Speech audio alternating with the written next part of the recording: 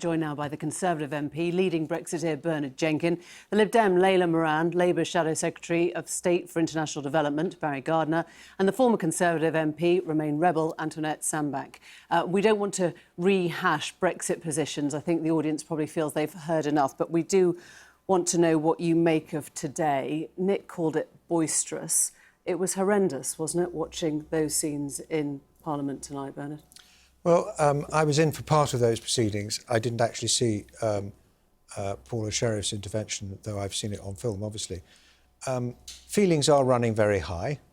The dispute is very doctrinaire on both sides, and people are becoming very heated and perhaps saying things in a manner which makes me rather sad, I have to tell you. Geoffrey Cox, let's start at the beginning. He said Parliament was dead and doesn't have the moral right to sit. He was pitting Parliament against the people. Well, I mean, the answer is there are competing legitimacies here.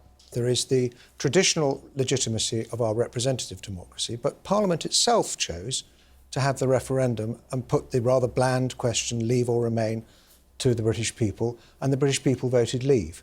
So you've got the Prime Minister and the government appealing to one legitimacy, the direct legitimacy, and Parliament, the Remainers in Parliament, resting their legitimacy on the representative. This isn't about argument. This is about the language that you use in the House of Commons. Parliament is dead and doesn't have the moral right to sit. You know that was meant to be a soundbite that appealed to people who want to blame parliamentarians for what's happening. Well, because of the Fixed Term Parliaments Act and because we have a minority administration, we are in a curious position where the government cannot actually command a majority in the House. I mean, I think everyone would agree, the government doesn't really have the confidence of the House. But the House won't actually strike the government down because it doesn't want to have a general election. Just should be working. Well, actually, I haven't come here to have an argument. I've been asked a question. Now, Antoinette, I'll bring you in. I promise that I do You'll these get a free separately. run in a minute. Let me just put to you, Stephen Crabb said he was embarrassed. He was horrified by the language. He was shocked by the language that Boris Johnson used tonight. Let me remind you what he said. He said the best way to honour Jo Cox's memory is to get Brexit done. Female MP after female MP said that the language that was used about surrendering and about betrayal was making their lives unsafe. And that's what he responds. You must be ashamed of him.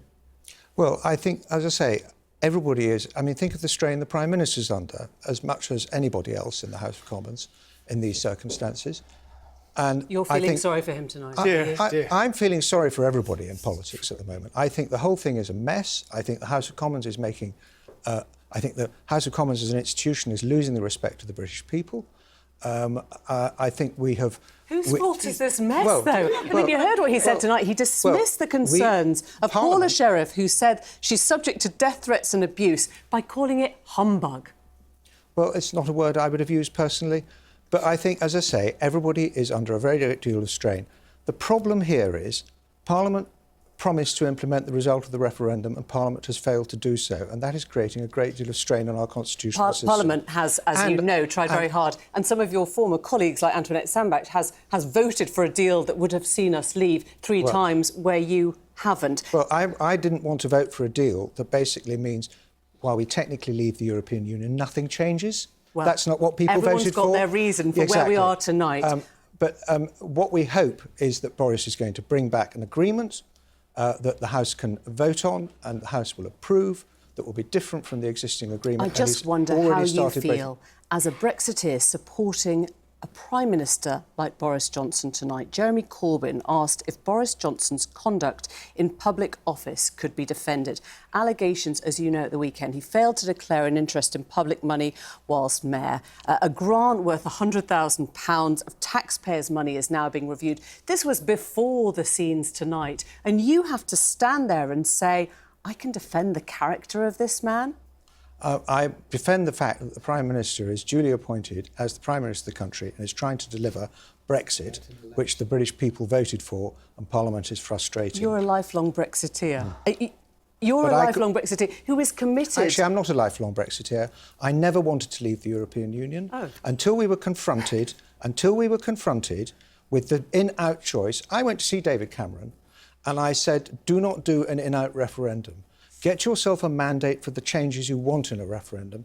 Do not polarise. You will smash the Conservative Party. You will divide the country. It will be disastrous. And if David Cameron had taken my advice, we wouldn't be in this mess now. Well, OK, that was news I didn't know. But right now, you are supporting a Prime Minister with what you think is the one chance of delivering Brexit. And this man is a shambles.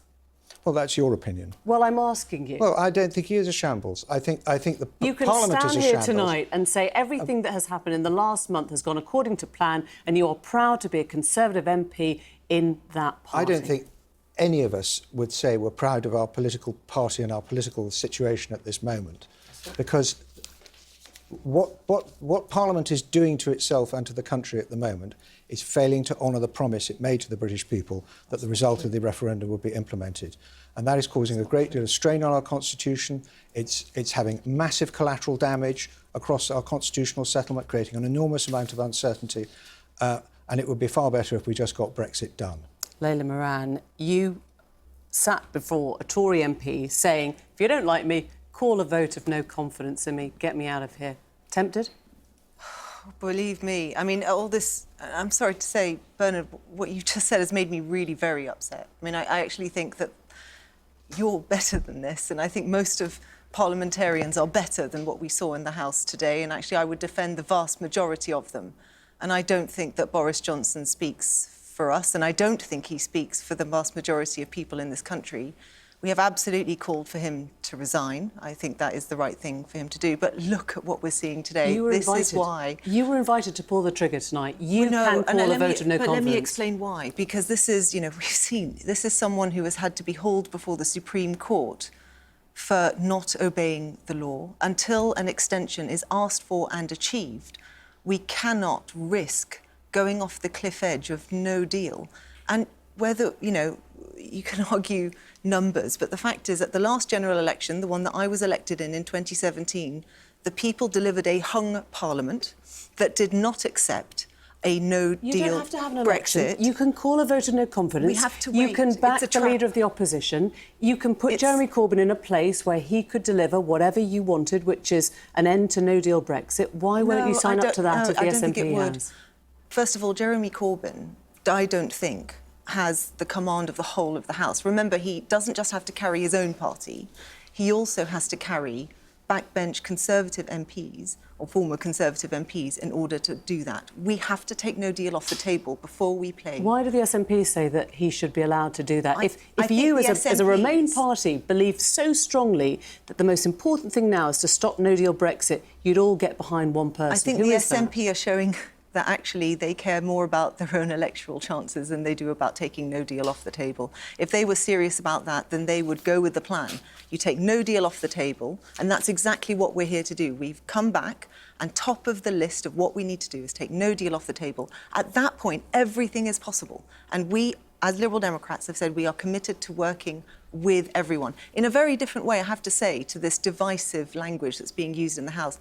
Actually, I think what this tonight will do is strengthen the resolve of those of us who do want to work together to get ourselves through the impasse and do Britain proud. And I don't think the Prime Minister is representing those people right now. Let's see if Barry Gardiner can help us with that. You are the main opposition party and you won't call a vote of no confidence. If you were confident in your own leader, you would. No, look, if we get an extension, we get an election. But I want to say something about the inflammatory language that was used. And I want to say this, it was calculated.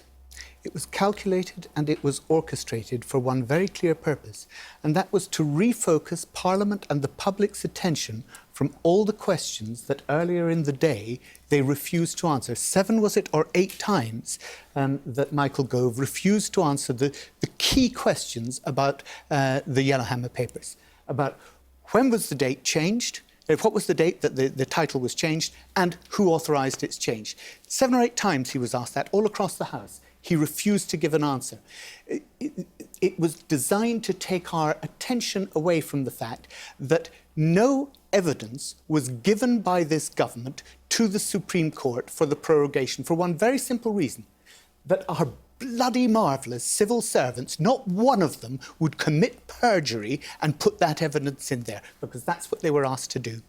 And, you know, we have to realise that what is going on with this Trumpian populism, with the way in which this incendiary language is being cranked up, it's to deflect attention from all the things that are really important in our democracy and the sort of things that you mentioned about the Hacker House and so on.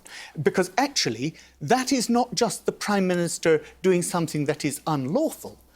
Potentially, that is malfeasance in public office. Potentially, it could even be a criminal offence. So, because he overrode his civil servants. So Barry, these are the I can important hear things. your anger, and I want to return to the question, because you have it within your power. You're the main opposition party. It is unthinkable that any other opposition party at a point in this cycle would not be able to unseat a Prime Minister of this place right now. So why don't you go for it? Two things. One, because we need to be sure that, you see, if we call a general election, if we went for a general election, the Prime Minister, under our Constitution, You don't need a general has election. the power It's the to same change the point day. I put to Layla. You can install a caretaker government. You tell me whether you're thinking Indeed. of Margaret Beckett, who is the name mooted at the moment, Absolutely. who might appeal to more people than your own leader. Would you put her in one place? of the best leaders we never had in the Labour Party. I Right. agree Would with you install her as a caretaker leader? The point is this. The point is this. You've just heard that actually we don't have the numbers. You can't blame the Labour Party for not having the numbers in Parliament. That is in the gift of all the other opposition parties. Now, Jeremy has done an incredible job bringing the opposition parties together, and I pay tribute to everyone who round that table has come together, whether they've been from, former Conservatives, Change UK, people who on all sorts of other areas have huge political disagreement.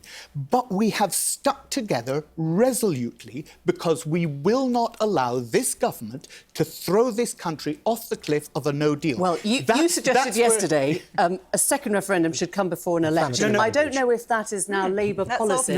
No, look, if you remember, that was in the context of if there were a coalition, if there were a caretaker, an interim government, then I think what I said was, well, there would be a logic to that because we might be able to get... So why are you saying if there were? It is within your grasp to create this if you wanted to. You just said all the opposition parties are working together. No, you've just heard Layla say that there aren't the numbers to come together. Well, she said she couldn't work with Jeremy Corbyn, actually. That's what she said. That's not what I literally didn't just say that. I didn't say that. So you could? Yeah, I think we could work with anyone to make sure that we don't go off the cliff edge of no deal. That's not what Jo Swinson said. But the problem That's not what Jo no, Swinson Jo said. has also, Jo has been quite clear too. We need to be sure that Jeremy Corbyn has the numbers, because as soon as you trigger the Fixed Term Parliament Act, you've then got a 14-day countdown style. So the Lib Dems would work with Jeremy Corbyn as the caretaker Prime Minister. Sorry, it's I not just about don't see triggering... him having Layla, that numbers, sorry, with particularly on the respect. Conservative backbenchers. That's my point. Layla, with respect, it's not about triggering the Fixed Term Parliament Act, because if you do that, you then go into a general election scenario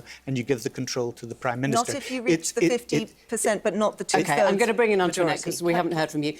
Are you in a position where you would vote against your own party, your former party now, if we were in a position of a vote of no confidence? I'm very clear that I would not support Jeremy Corbyn going into number 10. And I think what has happened is that there has been a huge failure of leadership from both front benches.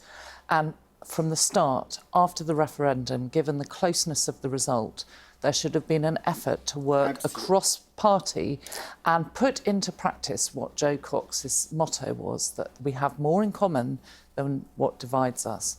And I'm afraid the ERG and the right wing of the Conservative Party, the Spartans, who set up this language of betrayal and traitors, have a lot to answer for in undermining what I believe is consensus potential, the opportunity for consensus within Parliament. Where does that take us tomorrow, then? What happens tomorrow? So, I mean, it is the question that I asked the Prime Minister today when he came to the House. What steps is he taking to build consensus? Because what I've seen in his short term as Prime Minister is confrontation and conflict and not consensus building. And Parliament is reflecting the country. We need to go back as members of Parliament to our constituencies and sell a compromise to those that voted Leave and those that voted Remain. And that is the leadership that has been lacking, I would argue, in Parliament.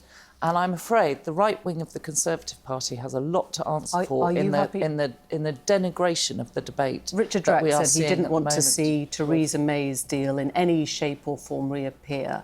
Are you willing to take a compromise deal now? I'm waiting to see what Boris is able to bring back before I make any decision on that. You think But my mind is open. You think we'll leave on the 31st I now? voted for the Brady compromise. Well, that wasn't a deal. Well, I mean, it wasn't a deal, but it was an anything indication that of where had there been is through the EU. It was an indication of where there is a consensus in the House of Commons for an agreement that was whipped. deals with the. So if deals it, with the if it backstop. resembled Theresa May's deal, would you be tempted to vote for it? Because you see where we are Well, now, and you see how unlikely any form of compromise is getting. I'm going to wait and see. I'm not going to prejudge what the Prime Minister may or may not bring back. But There was an opportunity. I mean, we saw that there had been cross-party negotiations with Prime Minister May, and it was at that point when there looked like there was the opportunity for some consensus and agreement, and a new bill was going to come forward before the House. That's when the ERG struck to take her out of office. And I feel that to then have a Prime Minister that is pitting Parliament against the people, where my constituents were pretty well divided 50-50 in terms of the referendum, it's entirely wrong. We've all seen the scenes tonight. How do you get to a place where compromise now seems possible? Because most of the public won't believe that's about to happen. The Prime Minister was asked this evening by a number of people if he would reach out and try and engage and negotiate across the aisle. If he were to do that, and Antoinette has absolutely rightly said that we did have those negotiations. Ultimately, they foundered, and there's no point in apportioning blame now, but they foundered. But those negotiations around a customs union, around rights and protections and environmental protections, all of that was on the table. Why can this Prime Minister not do what Theresa May ultimately failed to do and amend his red lines to do that, to reach out and try and create the compromise that could bring our country back together? Well, what we have is a complete deadlock in Parliament and a government that can't command a majority for its main policy. Under normal circumstances, you would have a general election, but the opposition doesn't want one. We're back where we started. Thank you all very much indeed. Thank you.